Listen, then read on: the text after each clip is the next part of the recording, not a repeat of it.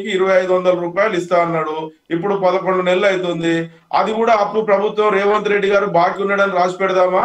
ఇప్పుడు మా ప్రభుత్వం ఏర్పడగానే పెన్షన్ 2000 నుంచి 4000 రూపాయలు చేస్తామన్నారు. రేవంత్ రెడ్డి గారు ఈ 11 నెలల నుంచి 2000 రూపాయలు బాకీ ఉన్నాడని రాసి పెడదామా? అదే విధంగా ఆ, కళ్యాణ లక్ష్మి కింద మరి పేదింటి ఆడబిడ్డల పెళ్లికి 1,00,000 రూపాయలు కేసీఆర్ గారు ఇస్తున్నాడు. మేము తులం బంగారం ఇస్తున్నాం అన్నాడు. మరి ఇప్పుడు ఒక్క సంవత్సరం నుంచి ఎన్ని ఎన్ని లక్షల మందికి కుటుంబాలకు పెళ్లిలైనాయి. మరి అన్ని తులాల బంగారం బాకీ ఉన్నాడు రేవంత్ రెడ్డి గారు అని మరి రాసి పెడదామా? అది కూడా వాళ్ళు దానికి సంబంధించిన ఇవ్వాల్సిన అవసరం ఉంటది కదా. రైతు బంధు ఇవ్వాలన్నారు. రైతు బంధు గతంలో కేసీఆర్ గారు ఇచ్చిన 10,000 రూపాయలు మాత్రమే.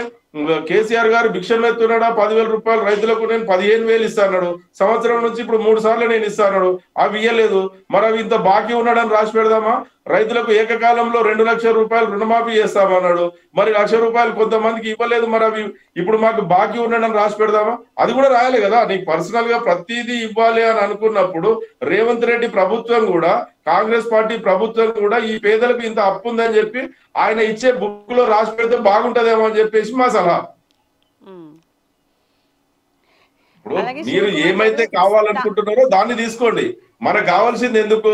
ఈ కులగణన అనేది జాతీయ పార్టీ డిక్లరేషన్ లో ఎందుకు వచ్చింది? వాళ్ళ నాయకుడు రాహుల్ గాంధీ గారు భారతదేశంలో ఏ కులము, ఎస్సీలు, ఎస్టీలు, బీసీలు, మైనారిటీలు ఎంతమంది ఉన్నారు, రిజర్వేషన్ల లబ్ధి ఎవరు పొందుతున్నారు, ఓసీలు ఎంతమంది ఉన్నారు, వారికి జనాభా ప్రాతిపాదికన ఎవరి హక్కులు వారు సాధించడం కోసం వాళ్ళకి కావాల్సింది అన్ని వర్గాలకు సంబంధించిన గణాంకాలు కావాల్సిన అవసరం ఉన్నది. కానీ వాళ్లకు సంబంధించినది పర్సనల్ డాటా ఇవ్వాల్సిన అవసరం లేదు. దానికోసమే గతంలో టీడీపీ పార్టీలో ఉన్నప్పుడే మా నాయకుడు ఒక్కరోజు సమగ్ర సర్వే చేసినప్పుడు ఆయనకి ఎందుకు ఇవ్వాలని చెప్పి ఆయన టీడీపీ ఆఫీస్ లో కూర్చొని ఆయనకి ఎందుకు ఇస్తామని చెప్పేసి ఆయన పెట్టిన వీడియోలు ఇంకా మన దగ్గర ఉన్నాయి, చూపించమంటే చూపించగలుగుతాం. కానీ అది కాదు కదా. ఆయన ఏదైతే ప్రతిదీ ఆయన చెప్తే ఒక రకంగా ఉంటది, వేరే వాళ్ళు చెప్పేసరికి ఇంకో రకంగా కనిపిస్తది. అందుకోసమే ఆయన ఏదైతే కావాలనుకుంటున్నాడో ఆయనకి ఎక్కడ ఏ రకంగా ప్రభుత్వం చిత్తశుద్ధితోటి పని చేస్తలేదు. కాబట్టి ఆయనకు అసలు ప్రజాస్వామ్యాన్ని, ఈ ప్రజాపాలన అంటే ఏంటిదో అసలు ఆయనకు తెలియదు. కాబట్టి మంత్రి కాకుండానే ముఖ్యమంత్రి అయింది. కాబట్టి పాలనా పరిపాలన అనుభవం లేని నాయకుడు. కాబట్టి ఆయన అందరినీ బెదిరించుకుంటూ ఆయనే చెప్తాడు కదా, నేను అందరినీ తొక్కుకుంటూ వచ్చి ముఖ్యమంత్రి పదవి సాధించడానికి. ఆయన వాళ్ళ పార్టీలో ఉన్నటువంటి కాంగ్రెస్ పార్టీ సీనియర్ నాయకులను అందరినీ తొక్కుకుంటూ వచ్చి ముఖ్యమంత్రి పదవి సాధించుకున్నాడు. కానీ పరిపాలన ఎట్లా చేయాలో ఆయనకు అర్థమైతలేదు. అర్థం కాక ప్రతిపక్ష పార్టీ నాయకులను ఏ విధంగా మనల్ని బదనాం చేయాలి, వాళ్ళని ఏ విధంగా తక్కువ చేసి చూపించాలి. కేసీఆర్ గారు అనేక సంక్షేమ పథకాలు చేసిండు. అసలు కేసీఆర్ గారు తెలంగాణ రాష్ట్రంలో, భారతదేశంలో ఏ రాష్ట్రంలో లేనటువంటి సంక్షేమ పథకాలు పేద ప్రజల కోసం ప్రవేశపెట్టిన నాయకుడు కేసీఆర్ గారు. అలాంటి నాయకుడిని మనం మరిపియాలంటే ఏం చేయాలి? ఏ విధంగా కేసీఆర్ గారిని తక్కువ చేసి చూపించాలి, నేను ఎక్కువ చేయాలంటే ఇలాంటి పనులు చేస్తే ఎక్కువ కాదండి. మీరు ఇచ్చిన 6 గ్యారంటీలు, 420 హామీలు ఏవైతే ఉన్నాయో దాని మీద మాట్లాడండి. దాన్ని టార్గెట్ పెట్టుకోండి. కేసీఆర్ గారిని అరెస్ట్ చేద్దామా, కేటీఆర్ గారిని అరెస్ట్ చేద్దామా, లేకపోతే భూములు గుంజుకుందామా? నీ సొంత నియోజకవర్గం నుంచే తిరుగుబాటు స్టార్ట్ అయింది రేవంత్ రెడ్డి గారు. ఒకవేళ కొడంగల్లో ఫార్మాసిటీ, ఇక్కడ ఆల్రెడీ ఇక్కడ 14,000 ఎకరాలు కేసీఆర్ గారు ఫార్మాసిటీ కోసం ఇక్కడ సేకరించి పెడితే దీని గురించి ఏమీ సరైన సమాధానం చెప్పకుండా నా కొడంగల్ ప్రజల కోసం కావాలని చెప్పి అక్కడ గిరిజన బిడ్డలకు, గిరిజన బిడ్డలకు ఎకరం 2 ఎకరాలు ఉన్న గిరిజన బిడ్డల వాళ్ళను నిజంగా భారతదేశంలో ఎక్కడ కూడా ఇలాంటి చర్య జరగలేదు. గతంలో ఎప్పుడో జరుగుంటది ఇదే కాంగ్రెస్ ప్రభుత్వంలో. ఈ రోజు కూడా ఈ తెలంగాణ రాష్ట్రంలో సేమ్ ఆయన సొంత నియోజకవర్గం కొడంగల్ నుంచి దళితులను, ఆదివాసీలను హింస పెట్టిన ప్రభుత్వం అంటే రేవంత్ రెడ్డి గారి ప్రభుత్వం. ఈ రోజు ఉన్న తెలంగాణ రాష్ట్ర ప్రభుత్వం. అక్కడి నుంచే ఈ తెలంగాణ రాష్ట్ర ప్రభుత్వానికి రేవంత్ రెడ్డి గారికి తిరుగుబాటు జెండా ఎగిరేస్తున్నారు. తెలంగాణ రాష్ట్రం మొత్తం కూడా తిరుగుబాటు చేస్తుంది. ఏ రోజు ఎలక్షన్లు పెట్టినా కూడా కాంగ్రెస్ పార్టీ ప్రభుత్వం భూస్థాపితం అవడానికి సిద్ధంగా ఉన్నది. ఇప్పటికైనా రేవంత్ రెడ్డి గారు మేల్కొని ఆయన ఇచ్చిన హామీల కోసం తెలంగాణ రాష్ట్ర ప్రజలకు సంక్షేమ పథకాలు ఏమి ఇచ్చినామో దానికోసం పనిచేయాలని చెప్పి మేము సలహా సూచనలు ఇస్తున్నాం. రైట్. శివకుమార్ గారు, బీఆర్ఎస్ చేసిన ఆరోపణలన్నీ విన్నారు. దాదాపుగా ప్రతి దగ్గరకు వెళ్ళి ఇలాగే మాట్లాడుతూ ఉన్నారు. అంటే శ్రీనివాస్ రెడ్డి గారు కూడా చెప్పారు, స్థానిక సంస్థల ఎన్నికల్లో వస్తే 42% మేము రిజర్వేషన్లు ఇస్తాము అని. అది ఎంతవరకు నిలుపుకోవచ్చు? ఒకసారి ఆల్రెడీ ఆ మాట అన్నారు కదా, మళ్ళీ ఇప్పుడు కుల గణన చేసిన తర్వాత ఇంకా ఎంత % ఇవ్వడానికి రెడీ అవుతున్నారు? గతంలో ఇచ్చిన మాట ప్రకారం కట్టుబడి ఉంటారా? అలాగే కొన్ని తాండాలు ఉన్నాయి, ఇప్పుడు యాదగిరి గారు చెప్పినట్టు కామారెడ్డిలో ఒక 17 తాండాలు ఈ కుల గణనని పూర్తిగా వ్యతిరేకిస్తున్నాయి. అంటే ఆ కాలమ్స్లో వాళ్ళకొక నేమ్ ఉంది, లబానా తాండా కులం అని చెప్పేసి, లంబాడి దాంట్లోనే. అసలు ఆ కులం బీసీ, ఆ కులాల్లోనే ఉపకులాలు అని ఉంటాయి కదా, వాళ్ళకి ఆ పేరు కానీ ఆ మాతృభాషకు సంబంధించిన ఆ కాలమ్స్ కానీ ఏమీ ఇవ్వలేదు. దాదాపుగా 17 తండాలు ఈరోజు కలెక్టర్ దగ్గరికి వెళ్ళి మేము ఈ కులగణని వ్యతిరేకిస్తున్నాము అని చెప్పి రాస్తారోకో చేస్తున్నాయి, నినాదాలు ఇస్తున్నాయి, ఈ కులగణన వద్దు అని చెప్పి. దీన్ని ఎలా చూస్తారు? అంటే గతంలో కూడా రిజర్వేషన్లు ఉన్నాయి కదా, ఇప్పుడు కులగణన చేసి మళ్ళీ ఎటువంటి ప్రతిపాదనలు తీసుకురావడానికి ప్రయత్నం చేస్తుంది గవర్నమెంట్ అంటే ఏం చెప్తారు? ముందుగా తెలుగు రాజ్యం ప్రేక్షకులు ఒకటి ఏమంటే, శిర్ష గారు ప్రస్తుతానికి ఈరోజు రాహుల్ గాంధీ గారు భారత్ జోడో యాత్ర చేసినప్పుడు ప్రజలలో ఏం ఇబ్బందులు ఉన్నాయి, ఏ కులం ఎంత పర్సంటేజ్ ఉంది, లేకపోతే ఏ కులము అధికారంలో ఉంది, లేకపోతే ఏ కులస్తులు అంటే జాబ్ చేస్తున్నారు, అంటే మొత్తానికి ఎవరు అధికారంలో ఉన్నప్పుడు ఎవరిని జాబ్ పెట్టిస్తున్నారు, ఏ రకంగా జరుగుతుంది అనే రకంగా ఈరోజు రాహుల్ గాంధీ గారు అదంతా గమనించడం జరిగింది. అది గమనించే రాహుల్ గాంధీ గారు ఓపెన్ గా చెప్పడం జరిగింది, సెంట్రల్ లో పార్లమెంట్ లోనే నిలదీయడం జరిగింది, కుల గణన చేయండి అని. జిస్కి జిత్తి ఇచ్చేదారి ఉత్తి భాగ్యదారి అనేది, అంటే ఎవరికి ఎంత పర్సంటేజ్ ఉందో వాళ్ళే అధికారంలో ఉండాలి, లేకపోతే వాళ్ళకే సీట్లు ఎక్క దక్కాలి. అయితే I'm very sorry to say that మొత్తానికి రెడ్డి వర్గము, కమ్మ వర్గము, లేకపోతే మొత్తానికి వేలమ వర్గం, వీళ్ళున్నది 5% 6%, వీళ్ళే మొత్తానికి రాజ్యం ఏలుతున్నారు, లేకపోతే మొత్తానికి అధికారం వాళ్ళే చేజిక్కించుకుంటున్నారు, మిగతా వాళ్ళనంతా ఖాళీ వాళ్ళ అండర్లో పనిచేసేలాగా చూస్తున్నారు అనేది ఈరోజు తెలంగాణ రాష్ట్రంలో కూడా జరిగింది. ఇప్పుడు ప్రస్తుతం ఉన్న రాష్ట్ర ముఖ్యమంత్రి రేవంత్ రెడ్డి గారు ఓపెన్ గా చెప్పడం జరిగింది, నేను కూడా రెడ్డి వర్గానికి చెందిన, కానీ ఈరోజు కులగణన జరగాలి, బీసీలకు వాళ్ళకు ఉన్న పర్సంటేజ్ ప్రకారం కేటాయింపులు జరగాలనే ఒక ఉద్దేశంతోనే ఈరోజు రాహుల్ గాంధీ గారు ఏదైతే కామారెడ్డిలో బీసీ డిక్లరేషన్ అనేది రకంగా చెప్పినందుకు దాన్ని ఉద్దేశంలో పెట్టుకుని ఈరోజు కులగణన అనేది తెలంగాణలో మేము మొదలు పెట్టడం జరిగింది. ఇప్పుడు ఈ రోజు మాకంటే వేగవంతంగా కూడా ఆంధ్రప్రదేశ్ లో చంద్రబాబు నాయుడు గారు ఇంకా పర్ఫెక్ట్ గా ఇంకా ఫాస్ట్ గా పోవడం జరిగింది. అయితే మొత్తానికి ఈ రోజు తెలంగాణలో కులగణన జరిగితే ఎస్సీలకి ఆల్రెడీ 15 to 16% రిజర్వేషన్ ఉంది, ఎస్టీలకి 7.5-8% ఉంది, బీసీల పర్సంటేజ్ తక్కువ ఉంది. కాబట్టి రేపు బీసీలకి లేదా ఓబీసీలకి అంటే ఎకనామికలీ బ్యాక్వర్డ్ వీళ్ళందరికీ కూడా పర్సంటేజ్ ఉన్నాక కూడా మొత్తానికి ఓసీలు ఈ రోజు రాజ్యం ఏలుతున్నారు, లేకపోతే ఓసీలకి అధికారం ఉంది. మొత్తానికి బీసీలు కానీ ఓబీసీలు మొత్తానికి రెడ్డిలు కానీ వెలమాల కానీ లేకపోతే కమ్మాల కానీ దీంట్లో ఎవరైతే వెనుకబడిన తరగతులు అంటే డబ్బు లేనోళ్ళు, ఆస్తు లేనోళ్ళు, వీళ్ళు ఎవరైతే ఉన్నారో వాళ్ళకి దక్కాల్సింది కూడా ఈ బడాబాబులే తింటున్నారు అనేది ఒక రకంగా ఉన్నది. దానికెళ్ళి ఈ అంకెలు కరెక్ట్ గా ఫిగర్స్ వస్తే దాన్ని బట్టి మనం నెక్స్ట్ మొత్తానికి ఇదంతా ఒక న్యాయం చేయొచ్చు అనే ఒక ఉద్దేశంతోనే ఈరోజు తెలంగాణలో కులగణన, సమగ్ర కులగణన స్టార్ట్ చేయడం. ఇప్పుడు ఇంతకుముందు యాదగిరి గారు చెప్పినట్టు మొత్తానికి టీఆర్ఎస్ ఏం చేసిందంటే ఒకటే రోజు కుటుంబ చేయాలి, మీరు ఏ ఊర్లో ఉంటారో ఏ ఏరియాలో ఉంటారో మీరు ఎక్కడ ఉంటారో అక్కడనే పోవాలి, మీరు అక్కడ ఒకటిగా పోయి మీరు ఇట్లా ఎంట్రీ చేయకపోతే మీరు లెక్కల రారు, లేకపోతే ఈ ఒక్క రోజుతోనే మీరు ఖతం అయిపోతారు అనే రకంగా భయభ్రాంతులు చేసింది. కానీ ఈ రోజు కాంగ్రెస్ పార్టీ ఒక నెల రోజుల పాటు ఈ కులగణన ప్రతి దగ్గరికి తిరిగి చేస్తుంది. మీకు ఎట్లాంటి అపోహలు లేవు.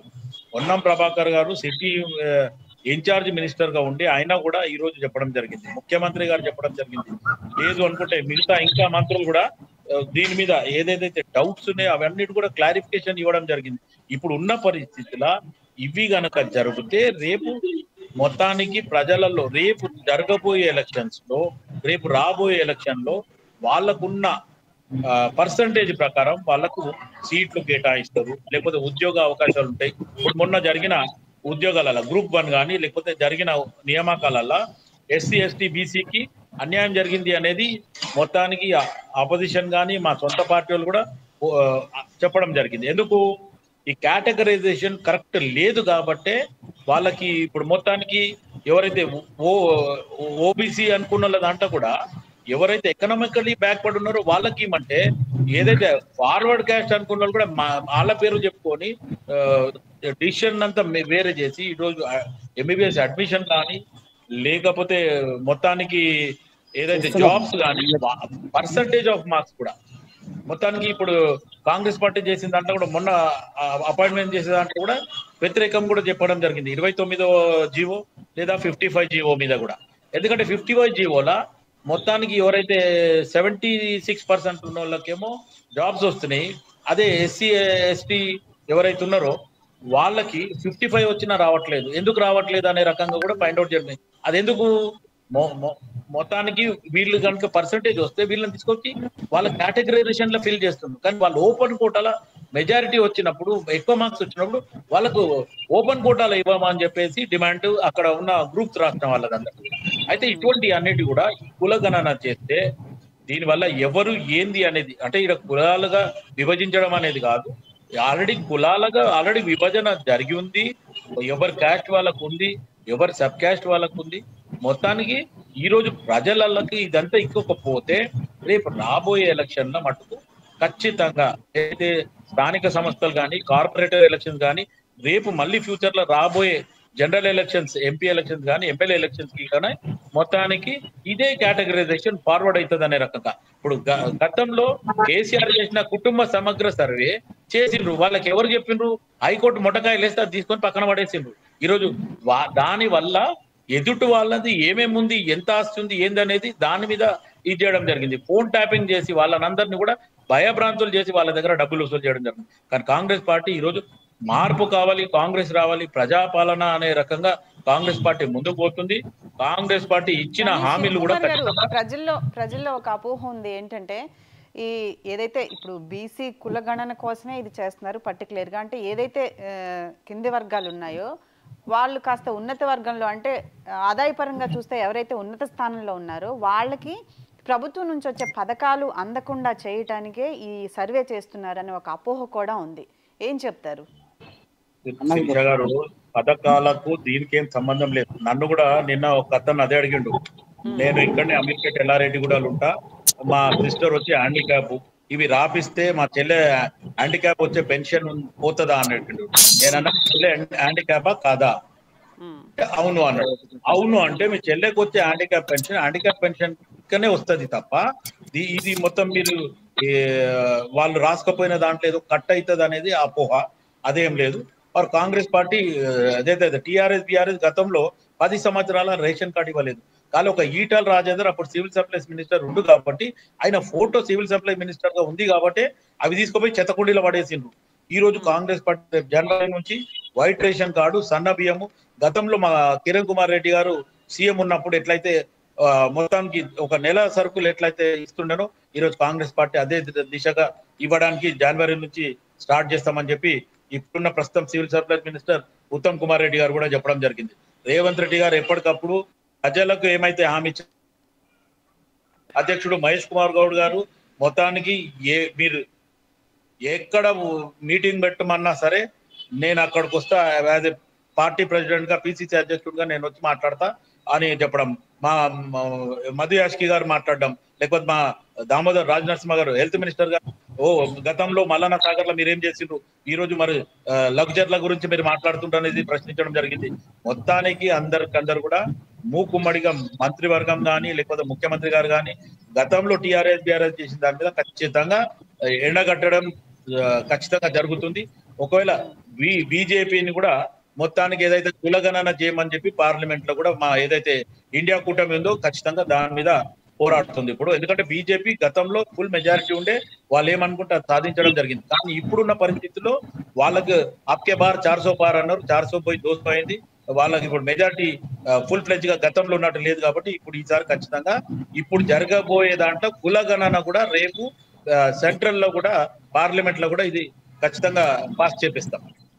ప్రేమ్ గాంధీ గారు, బీజేపీ చేస్తున్న ప్రధానమైన ఆరోపణలు ఏంటంటే ఏదైతే ఓసీ వర్గం ఏదైతే ఉందో దాన్ని ఖచ్చితంగా క్రిస్టియానిటీలోకి ముస్లిమ్స్లోకి కన్వర్ట్ చేసే విధంగా ఈ కార్యక్రమాలు జరుగుతున్నాయని బీజేపీ ప్రధానంగా ఆరోపణ చేస్తోంది. అంటే కులాలని సమీకరించి ఏదైతే అణగారిన కులాలు ఉన్నాయో వాటిలోకి నెట్టడానికి ప్రయత్నం చేస్తుంది అని చెప్పి ఒక ప్రధానమైన ఆరోపణ చేస్తూ ఉన్నారు. దీన్ని ఎలా చూడొచ్చు అంటారు? అలాగే ఇప్పుడు బీఆర్ఎస్ ప్రభుత్వం ఏదైతే అనిందో గతంలో కేసీఆర్ గారు కూడా కేంద్ర ప్రభుత్వం దగ్గరికి వెళ్ళి తెలంగాణ రాష్ట్రంలో ఈ బీసీ కులాలకు సంబంధించి రిజర్వేషన్లు కావాలని అడగటం కూడా జరిగింది అని మాట్లాడారు నిన్న కేటీఆర్ గారు ప్రెస్ మీట్లో. దీనిపై మీరు ఎలా చెప్తారు? ముందుగా తెలుగు రాజ్యం ప్రేక్షకులు మరియు వివిధ పార్టీ నుంచి నాయకులకు అందరికీ నమస్కారం. అయితే ఇక్కడ మేము ఒకటి మాట్లాడుతూ ఉన్నాము, సరే భారతీయ జనతా పార్టీ మొదటి నుంచి కూడా కులాల వారిగా చిచ్చులు పెట్టి కులాల వారిగా విభజించేటువంటి ప్రయత్నం చేయడం సమంజసం కాదనేటువంటి వాదన మొదట్లో అన్నాము. కానీ ఒక వాస్తవమైనటువంటి విషయాన్ని తెలియజేయాలనుకుంటున్నాం. రాష్ట్రాల వారిగా తెలంగాణ రాష్ట్రంలో చూసుకుంటే ఇప్పుడు అంత హడావిడిగా చేసి కొంత వివరణ అన్ని రాజకీయ పార్టీలైనా కానీ లేదా అన్ని కుల సంఘాలైనా కలిసి కూర్చొని ఒక సమావేశం ఏర్పాటు చేసి దానికి సంబంధించిన వివరాలన్నీ సేకరించి చేస్తే బాగుంటుంది తప్పి ఈ రాత్రి హడావిడి చేయాల్సినటువంటి అవసరం కాంగ్రెస్కి ఏముందో మాకు ఇప్పటివరకు అర్థం కాలేదు. మేమేమంటున్నాం అంటే కొన్ని కులాలు అంటే ఒక్కొక్క రాష్ట్రంలో ఒక్కొక్క కులాన్ని ఒక కులంగా ఒక పేరుగా పిలువబడుతున్నటువంటి అనేక కులాలు మన రాష్ట్రంలో ఉన్నాయి. తెలంగాణ రాష్ట్రంలో ఉన్నటువంటి కొన్ని కులాలకు ఉపకులాలు కూడా ఉన్నాయి. ఉపకులాలు ఉన్నటువంటి కులాలలో బీసీలో కూడా చాలా ఉపకులాలు ఉన్నాయి. ఆ ఉపకులాలు కొన్ని కులాలు అయితే గెజిట్ లో కూడా లేవండి. గెజిట్ లో కూడా లేవు, వాళ్ళ కులం లేదు, వాళ్ళకి సంబంధించిన భాషా వ్యవహారం లేదు, వాళ్ళకు ఉన్నటువంటి ఆనవాళ్ళు కూడా లేనటువంటి కొన్ని ఉపకులాలు మన రాష్ట్రంలో ఉన్నాయి. అంటే ఇవన్నిటిని రాష్ట్ర ప్రభుత్వం ఏం చేయాల్సిన అవసరం ఉంది అంటే ముందు ఈ కులగణన మీద సర్వే చేయ ముందు ప్రభుత్వం కూర్చొని ఎన్ని కులాలు ఉన్నాయి, ఆ కులాలకు సంబంధించిన అంశాలు ఏమున్నాయి, ఎన్ని ప్రశ్నలు పెడితే బాగుంటది, వ్యక్తిగత ప్రశ్నలు తీసుకోవద్దా, అసలు ఈడ మేము అంటున్నాము కులగణన అంటున్నాము. కులగణనలా వాళ్ళ వ్యక్తిగత వివరాలు తీసుకోవాల్సినటువంటి అవసరం ఏముంది? ఆ వ్యక్తిగత వివరాలు ఎంతవరకు గోప్యంగా ఉంటాయి? వాళ్ళ బ్యాంక్ అకౌంట్ నంబర్స్ అడుగుతా ఉన్నాము, వాళ్ళకి సంబంధించిన ఆధార్ కార్డ్ నంబర్ అడుగుతా ఉన్నాము, మీకు భూములు ఎన్ని ఉన్నాయి, ఇండ్లు ఎన్ని ఉన్నాయి, బండ్లు ఎన్ని ఉన్నాయి, లాస్ట్ కు టీవీ ఉందా మీ ఇంట్లో ఫ్రిడ్జ్ ఉందా అనేటువంటి ప్రశ్నలు కూడా అలా పొందుపరిచారు. ఇవన్నిటితోని అసలు అవసరం ఏముంది? నేనేమంటున్నా, ప్రభుత్వానికి మీరు బీసీ కులగణన అంటే బీసీలో వెనుకబడ్డటువంటి తరగతులకు మీరు న్యాయం చేయాలనేటువంటి ఆలోచనలో ప్రభుత్వం ఉన్నది. దాని మీద అవి అడగాల్సి సరిపోయి ఇంత గోప్యంగా ఉంచాల్సినటువంటి విషయాలు ఎట్లా? ఈ రోజుల్లో మనం చూస్తా ఉన్నాము, రోజు ఉత్తరాది రాష్ట్రాల నుంచి అనేక మందికి ఫోన్స్ వస్తా ఉన్నాయి. ఏమని? మీరు లోన్లు తీసుకున్నారని, మిమ్మల్ని అట్లా చేసామని, ఇట్లా చేసామని. ఇవన్నీ ఏంది? ఇక్కడ నుంచి ఉన్నంత డాటా, మన ప్రజల విలువైనటువంటి సమాచారాన్ని డాటా ప్రభుత్వం నుంచి చోరీ అయిపోతే ఎట్లా? టెక్నాలజీ ఇంత పెరిగిపోయినా ఒక పబ్లిక్ డొమైన్ చేయకుండా, డొమైన్ ద్వారా కాకుండా ఈ రోజు కూడా ఇంకా కాగితాలలో సేకరించడం అనేది చాలా హాస్యాస్పదమైనటువంటి విషయము. దానికి తోడు నేను ఇప్పుడు 1-2 గంటల ముందు కూడా చూసిన ఎక్స్ లో పోస్ట్, ఏమని సేకరించిన కాగితాలు ఎక్కడో మెయిన్ రోడ్ మీద పడేసినాయంట. మేడ్చల్ జిల్లాలో దాదాపుగా మేడ్చల్ జిల్లా దగ్గర కుప్పలుగా రోడ్ల మీద మొత్తం ఒక 2-3 కిలోమీటర్ల వరకు ఆ రాసిన కాగితాలే బంచులు విసిరేసిపోయిన కనిపిస్తూ ఉన్నాయి మనకి సోషల్ మీడియాలో. ఇప్పుడు మనం దీన్ని ఏం తీసుకోవాలి? ప్రభుత్వం ఎంత నిర్లక్ష్యం అనేది మనకు అర్థమైతలేదా అండి? అదే ప్రజల నుంచి సేకరించినటువంటి విలువైనటువంటి సమాచారాన్ని తీసుకొని రోడ్ల మీద పడేసే పరిస్థితి ఏంది? దానికి తోడు వారి సంతకం కూడా సేకరిస్తున్నారు. గవర్నమెంట్ కూడా సీరియస్ అయింది. మల్కాజ్గిరిలో ఎవరైతే ప్రాతినిధ్యం వహించారో వాళ్ళ మీద కూడా స్ట్రిక్ట్ గా చెప్పడం జరిగింది. అందులో కూడా కొన్ని రకాలుగా ఇబ్బందులు జరిగినవి ఉన్నాయి.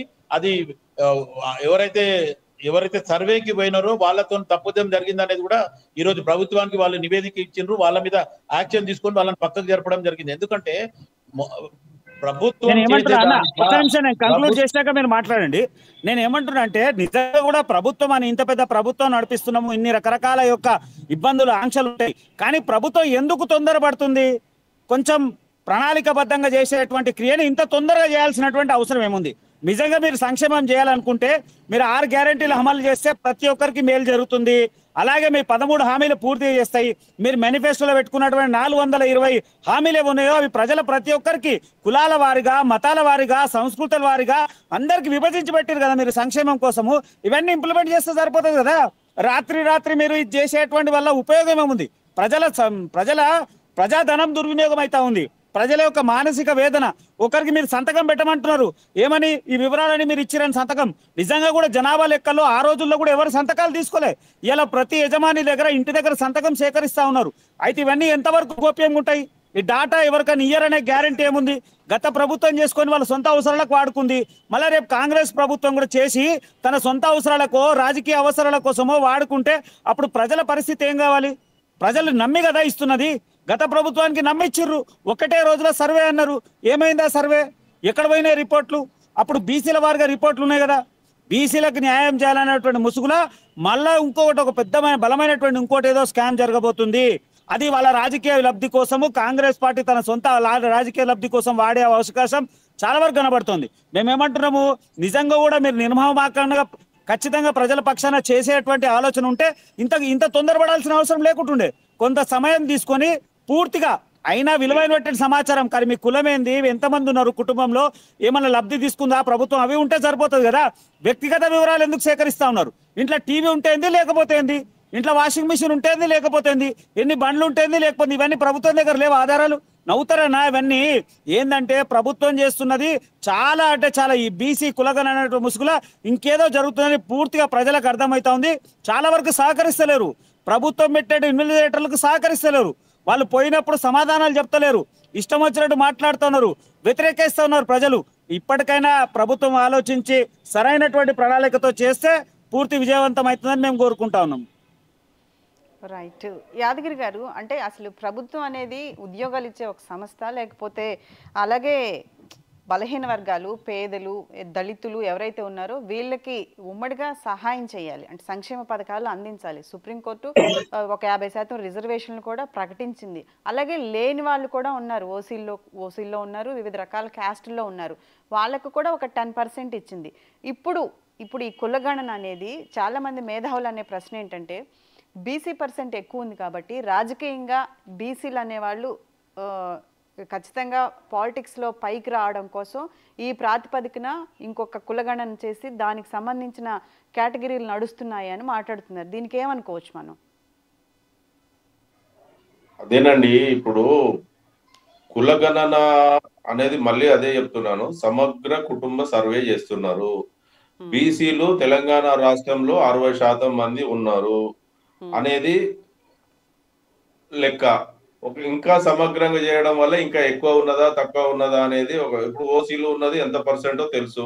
ప్రభుత్వం దగ్గర ప్రతి సమాచారం ఎస్సీలు ఎంతమంది, బీసీలు ఎంతమంది, మైనారిటీలు ఎంతమంది, ఓసీలు ఎంతమంది, ఓసీలో ఈడబ్ల్యూఎస్ అని మళ్ళీ వాళ్ళకి రిజర్వేషన్ ఎంత ఉన్నది, ఇది ప్రతిదీ ఉన్నది. సరే, ఇప్పుడున్న వాళ్ళ ప్రభుత్వం వచ్చినప్పుడు గత ప్రభుత్వం చేసిన తర్వాత ఇప్పుడు ఇంకా ఏమన్నా హెచ్చుతగ్గులు అయింది ఒకవేళ వాళ్ళు చేసిరు అనుకుందాం. గతంలో ఉన్న లెక్క ప్రకారంగా ఒకవేళ రాజకీయ అవకాశం కోసం, రాజకీయ అవసరాల కోసం వాళ్ళ నాయకుడు రాహుల్ గాంధీ గారు చెప్పినట్టే ఒకవేళ వాళ్ళు నిజంగా బీసీలకు ఎస్సీలకు న్యాయం జరగాలి అని అనుకుంటే ఇప్పుడు ముందుగా మీ దగ్గర నుంచి కార్యాచరణ మొదలు పెట్టండి. ఒక బీసీ జనాభా ఎక్కువ ఉన్నది కదా, బీసీ ముఖ్యమంత్రిని ప్రకటించండి, ఎస్సీ ముఖ్యమంత్రిని ప్రకటించండి. మీ దగ్గర ఉన్న 6% మంది 14% మంది ఉన్నటువంటి ఓసీలతోటి మీరు ఎందుకు ముఖ్యమంత్రి చేశారు? అక్కడ మీ నిజాయితీ నిరూపించుకోండి, ముఖ్యమంత్రి రాజీనామా చేయమనండి, బీసీని నిలబెట్టండి. అప్పుడు కదా మీరు బీసీలకు న్యాయం చేసేది. ఇప్పుడు మీ దగ్గర ఉన్నది కదా లెక్క, ఆ లెక్క ప్రకారంగా ఇప్పుడు ముఖ్యమంత్రిని మంత్రుల్ని ఇప్పుడు ఉన్నటువంటి మంత్రివర్గంలో ఎంతమంది ఓసీలు ఉన్నారు, ఎంతమంది బీసీలు ఉన్నారు, ఎంతమంది ఎస్సీలు ఉన్నారు, ఎస్సీలో ఉపకులాలకు ఎంతమందికి ఇచ్చినావు, బీసీలో ఎంతమందికి ఏ ఉపకులానికి ఇచ్చినావు? ఇప్పుడు ఉన్నటువంటి మీ లెక్క ప్రకారంగా ఉన్నటువంటి 18 మంది మంత్రులలో ఇప్పటికి 6 మంత్రి పదవులు ఖాళీగా ఉన్నాయి. మరి అవి ఇవ్వండి. ఇప్పుడు బీసీలకు ఎంతమందికి ఇస్తారో ఇవ్వండి. ఆ లెక్క ప్రకారంగా మంత్రివర్గాన్ని విస్తరించండి. దానికోసం మీరు ఫస్ట్ మీ దగ్గర ఉన్న ప్రభుత్వ లెక్కల ప్రకారంగా మీరు దాన్ని మొదలు పెట్టండి. దాని తర్వాత ఇప్పుడు చేయండి. దాని ప్రకారం మేమేం కులగణన చెయ్యొద్దని చెప్తలేము, చేసుకోండి. రిజర్వేషన్లో 42% పెంచండి, మేము దేనికి అడ్డుపడతలేము. కానీ మీరు వ్యక్తిగత సమాచారం కావాలని ఎప్పుడైతే చెప్తున్నారో దానికోసం మాత్రమే మేము తప్పు అని చెప్తున్నాము. మీ వ్యక్తిగత సమాచారం అవసరం లేదు కదా, వ్యక్తిగత సమాచారం ఇవ్వవలసిన అవసరం లేదు కదా, దానికోసమే మేము ఇవన్నీ చెప్పేది. మీరు వ్యక్తిగత సమాచారం అడగకపోతే మేము ఎందుకు అడుగుతాం? ఇక ఒక్కసారి మీరు వినండి, మీరు ఒక్కసారి మన వివరాలన్నీ అడ్డమైన చేతులు పెట్టమంటాడా? ఎవడన్నా బుద్ధుంటే చేసే పనేనా? వెనకాల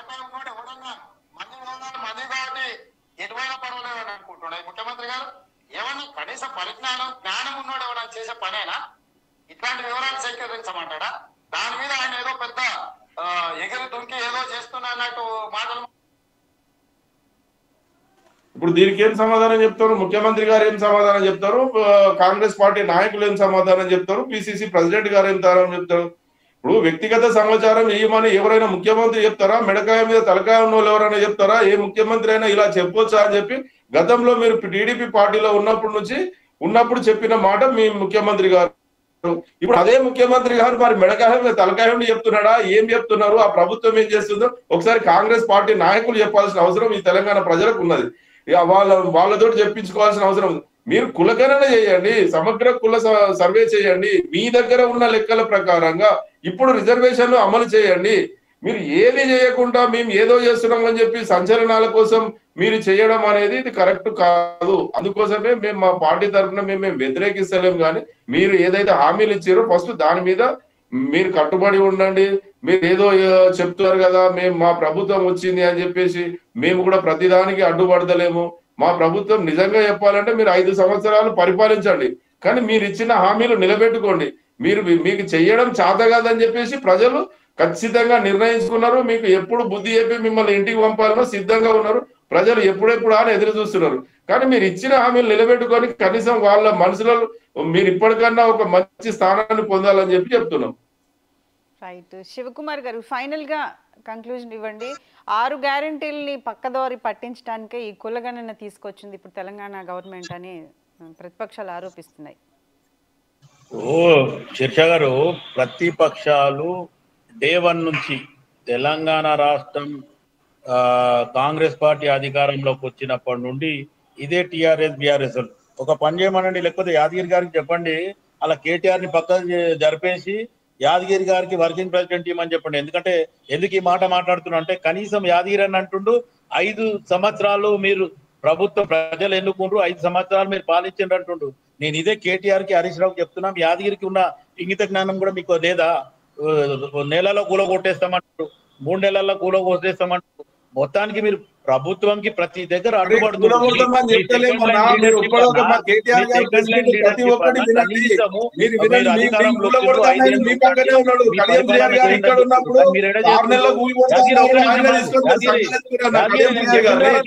యాదగిరి నేను చెప్పిన తర్వాత చెప్పు ఒక్క నిమిషం. ఇప్పుడు నేనేమంటున్నా అంటే అట్లీస్ట్ మీకన్నా ఒక వినయత ఉంది. 5 సంవత్సరాలు ప్రజలు మిమ్మల్ని ఎన్నుకున్నారు, 5 సంవత్సరాలు పూర్తి చేయండి. కానీ అదే మీ వర్కింగ్ ప్రెసిడెంట్ కేటీఆర్ హరీష్ రావు ఏమంటారు? నెలల కూల దోస్తాం, 6 నెలల కూల దోస్తాం, 3 నెలల కూల దోస్తాం. మా దగ్గర 10 మంది కాంగ్రెస్ ఎమ్మెల్యేలు లోపలికి పంపించిన వాళ్ళని బయటికి గుంజుకుంటాం. ఇది భాష మీ వాళ్ళు మాట్లాడేది. మేమేమంటున్నాము, మా ముఖ్యమంత్రి ఏమంటుడు, మేము కూడా గేట్లు ఎత్తినాం, మీ వాళ్ళంతా మా దగ్గరకు వస్తున్నారు అంటున్నారు. ఇప్పుడు ఇది పరిస్థితి.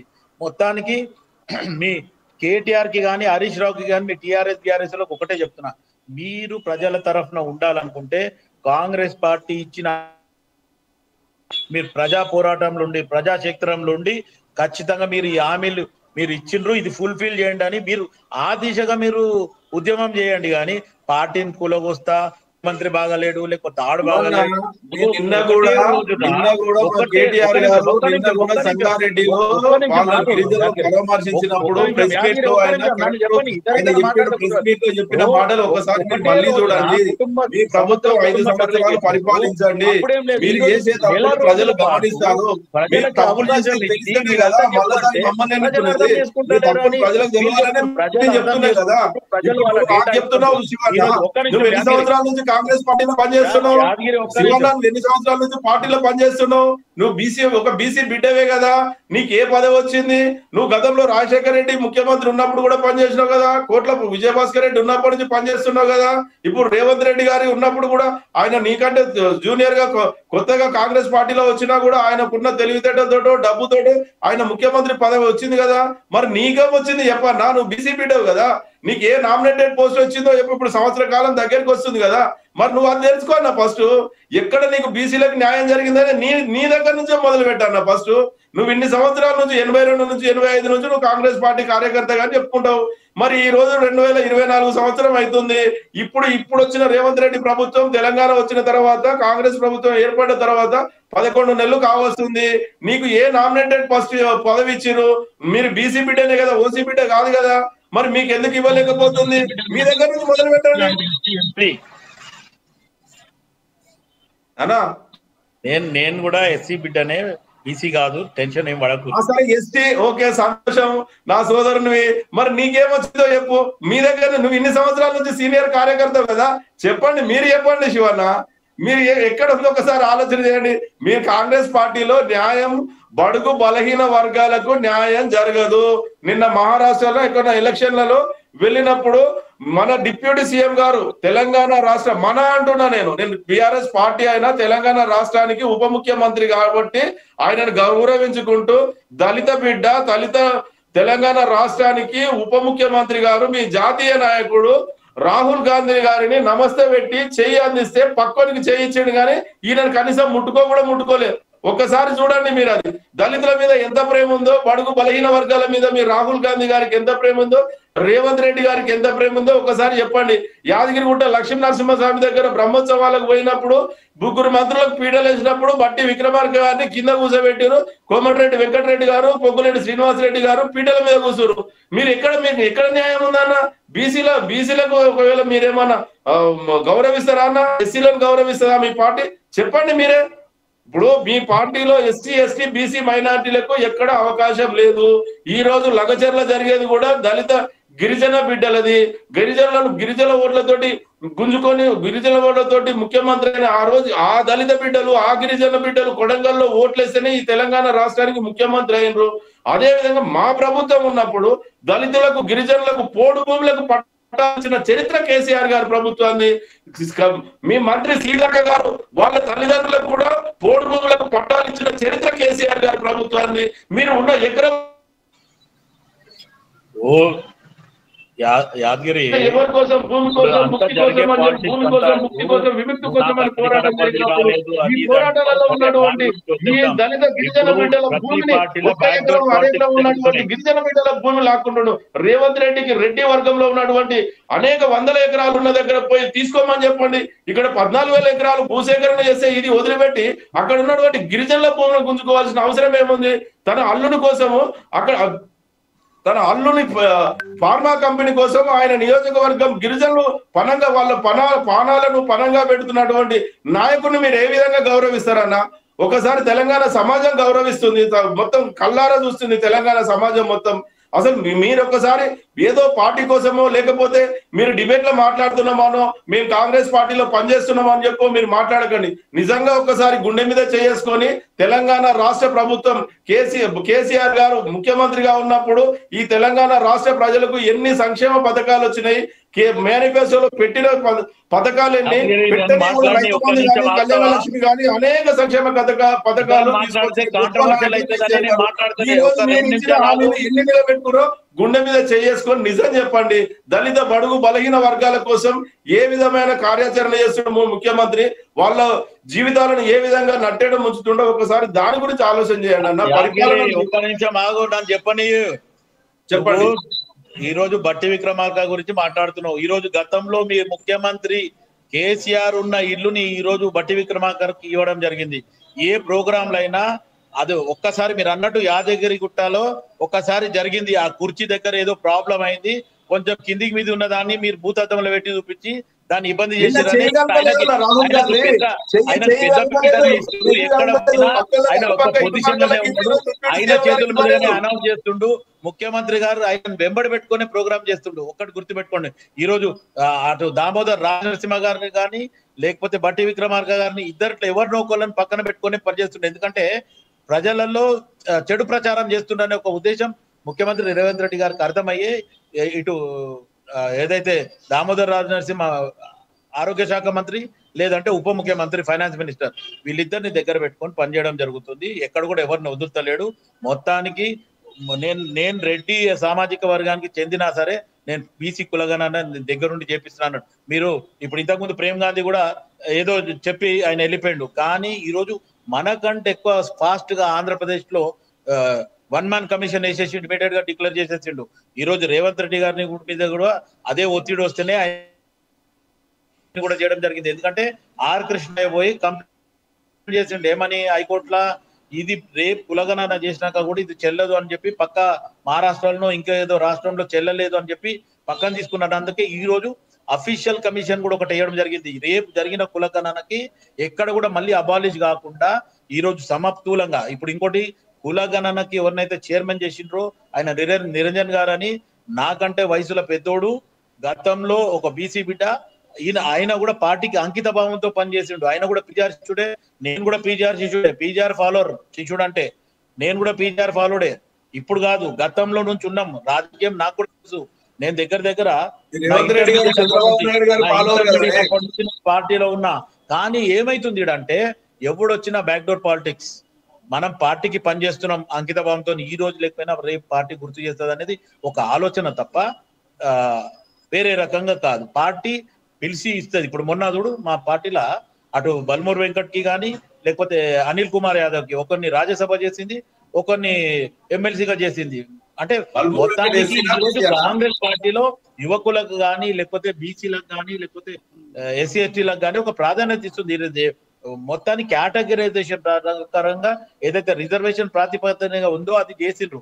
నువ్వు అన్నట్టు కొంతమంది మంత్రులు రెడ్డిలు ఎక్కువనే ఉన్నారు. దాని మీద కూడా మా పార్టీలో కూడా విభేదించడం జరిగింది. రేపు కులగణన జరిగితే మటుకు ఎట్టి పరిస్థితుల ఇవన్నీ కూడా అపోహలు పోతాయి. మెజారిటీగా బీసీలకు, ఎస్సీలకు, ఎస్టీలకి, మైనార్టీలకే ఎక్కువ ప్రాధాన్యత ఉంటది. ఎందుకంటే రిజర్వేషన్ వాళ్ళ పర్సంటేజ్ ఎంత ఉందో దాని మీదనే రేపు సీట్లు కూడా కేటాయింపు ఉంటది. అది ముఖ్య ప్రాధాన్యత. ఇది ఈ రోజు ఇంకోటి ఏమంటే ప్రేమ్ గాంధీ గారు కానీ మీరు కానీ ఒక మాట ఏమంటున్నారంటే వ్యక్తిగత వివరాలు అడుగుతాం. వ్యక్తిగత వివరాలు ఏంది భయ్? ఈ రోజు ఒక ఆధార్ కార్డు తీసుకున్నప్పుడే నీ వివరాలు ఉన్నాయి ఆల్రెడీ. రెండోది ఫోన్, బ్యాంకులు ఎన్ని అకౌంట్లు ఉన్నాయని అడిగినారు. బ్యాంక్ అకౌంట్ల నంబర్ అడగలే ఎక్కడ కూడా. ప్రభుత్వం వచ్చిన వాళ్ళు బ్యాంక్ అకౌంట్ అడగలే. బ్యాంక్ అకౌంట్ అడగకుండా మిమ్మల్ని ఏమడుగుతుండ్రు, ఎన్ని అకౌంట్లు ఉన్నాయి, మీరు ఎన్ని అకౌంట్లు వాడుతున్నారు అనే రకంగా అడగడం జరిగింది. దానికి అది వ్యక్తిగత విషయం ఎందుకైతుంది? మొత్తానికి ఈ రోజు ప్రభుత్వం ఒక నిర్ణయం తీసుకుందంటే రేపు మంచి జరగడానికి చేస్తుంది తప్ప చెడు జరగడానికి చేయదు. ఇప్పుడు గతంలో కేసీఆర్ చేసిన కుటుంబ సమగ్ర సర్వే ఒకటే రోజున ఏకకాలంలో చేసింది కాబట్టి అది హైకోర్టు మీరు చేసింది తప్పు అన్నందుకు వాళ్ళు ఇప్పటివరకు కూడా పబ్లిక్ డొమైన్ లో పెట్టలేదు. ఈ రోజు కాంగ్రెస్ పార్టీ చేసేది అది చట్టబద్ధత జరుగుతుంది. ఇప్పుడు మన ఒక్క రాష్ట్రమే కాదు, ఆల్రెడీ ఆంధ్రప్రదేశ్ ఉంది, తర్వాత మిగతా రాష్ట్రాలలో కూడా ఆల్రెడీ అమలైంది. ఈ రోజు పంజాబ్ లో కూడా జరుగుతుంది. ఆల్రెడీ పర్సంటేజ్ కేటగరైజేషన్ అయినాక దాని ప్రకారమే ఆ ప్రాతిపదికనే అక్కడ పోస్టులు ఇస్తడం జరుగుతుంది. ఇప్పుడు రేపు మన దగ్గర కూడా కేటగరైజేషన్ అయినాక ఎస్సీలు ఎంతమంది ఉండ్రు, ఎస్టీలు ఎంతమంది ఉండ్రు, బీసీలు ఎంతమంది ఉండ్రు, మైనారిటీలు ఎంతమంది ఉండ్రు, దానికి చేస్తారు. ఈరోజు బీజేపీ వాళ్ళు ఎందుకు దాన్ని వాడుకుంటున్నారు? మొత్తానికి రేపు భారతదేశం అంతటా కూడా విభజన జరిగిపోయిన తర్వాత వీళ్ళకి ఇంత పర్సెంటేజ్ ఉంది, వీళ్ళకి ఇంత పర్సెంటేజ్ ఉంది అనేది క్లియర్ అయిన తర్వాత రేపు ఎక్కువ సీట్లు తీసుకుంటే, ఇప్పుడు మీరు అన్నట్టే రెడ్డిలు ఎక్కున్నారు, మంత్రులు అంటున్నారు. రేపు కులగణన జరిగినాక రేపు వాళ్ళకి ఎంత పర్సెంటేజ్ ఉందో ఆ పర్సెంటేజ్ ప్రకారమే టికెట్లు ఇస్తారు. అప్పుడు వాళ్ళ సంఖ్య తగ్గదా? అదే రేవంత్ రెడ్డికి తెలియదా? అయినా కూడా తెలుసు. ఫిర్బీ ఆయన ఏం చేస్తుండు? ఇవాళ కొత్తగా వచ్చింది కాదు, ఇందిరాగాంధీ పీరియడ్ లో వచ్చింది, అంతకుముందు నెహ్రూ గారు పీరియడ్ లో కూడా వచ్చింది. ఇవన్నీ జరిగినాయి. విపి సింగ్ గారు మండల్ కమిషన్ చేయడం జరిగింది 80లా. ఇవన్నీ ఎప్పటికప్పుడు ఎవరో ఒకరు డిస్టర్బ్ చేస్తుండ్రు. కానీ ఈసారి వ్యక్తిగతంగా మీ బీఆర్ఎస్ అయినా సరే లేకపోతే బీజేపీ అయినా సరే ఇవి డిస్టర్బ్ చేయకండి భయ్. రేపు ఇది అందరికీ పనికి వస్తుంది, ఒక కాంగ్రెస్ పార్టీకే కాదు. రేపు కులాల వారిగా అయినా మతాల వారిగా అయినా ప్రతి ఒక్కరికి పనికి వస్తుంది. విభజించి పాలించనేది అవసరం లేదు. ఒక్కసారి వాళ్ళకి మీ పర్సంటేజ్ ఇంత ఉంది, దీనికి తగ్గట్టు మీకు ఇన్ని సీట్లు వస్తాయి అంటే దానికి ఎలిజిబుల్ ఉన్న క్యాండిడేట్ వస్తారు. ఇప్పుడు మీరు నన్ను అడిగినారు, ఈ నెలలో నుంచి 40 ఏళ్ళ నుంచి మీరు పార్టీలో పనిచేస్తారు, మీకేమైనా నామినేటెడ్ వచ్చిందా అంటే అంత బ్యాక్ డోర్ ఎంట్రీ భయ్. ఏం చేస్తాం చెప్పు? ఇప్పుడు ఎడ్యుకేటెడ్, నేను ప్రొఫెషనల్ బ్యాక్ డోర్ ఎంట్రీ. ఇప్పుడు మీ పార్టీలో కూడా బ్యాక్ డోర్ ఎంట్రీ. మీ వాళ్ళు అయితే డైరెక్ట్ పైసలు తీసుకొని లేకపోతే ఆపోజిషన్ పార్టీలకి గుంజుకొని కూడా మీరు ఆపోజిషన్ లేకుండా కూడా చేసి